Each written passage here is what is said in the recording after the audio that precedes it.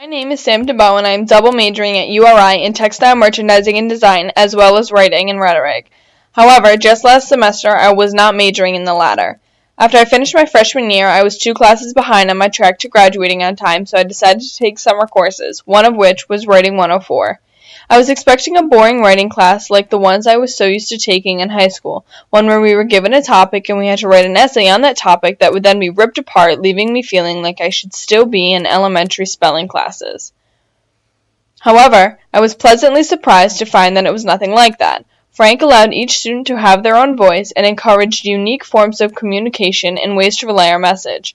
For example, the final project that we completed to showcase all of our work was to be creative and original. We could use video, audio, Prezi, or even blogs, which was my medium of choice. The project allowed me to reflect on the course in my writing. What I found was that I was extremely inspired.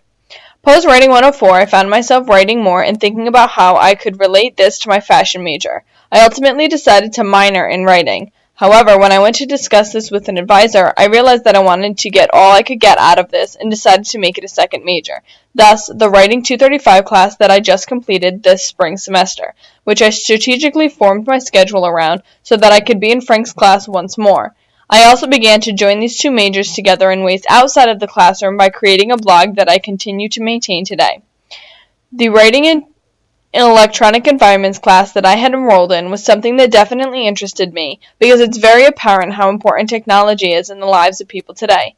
For example, how many of you can say that in the last week you have been able to go more than an hour without some sort of electronic device? Probably not many of you, if any at all. Furthermore, take a look at this presentation itself. It's completely asynchronous. I'm not even here. This class has helped me to start thinking outside of my normal realm of creativity. When I'm assigned a project, my first instinct is no longer to just get it out of the way, but instead to find an original way to complete it and use an interesting medium that will fit my audience as well as the topic and make it a successful presentation. Prime example number 1 is the final term project that I completed in Writing 235 with another student. We related fashion to digital literacy and presented using Instagram because our main focus was on how social media has changed the fashion industry immensely. In addition to presenting with a medium not originally designed for this purpose, we used Zoom to present live to some people I had interviewed for the project that were outside of the class.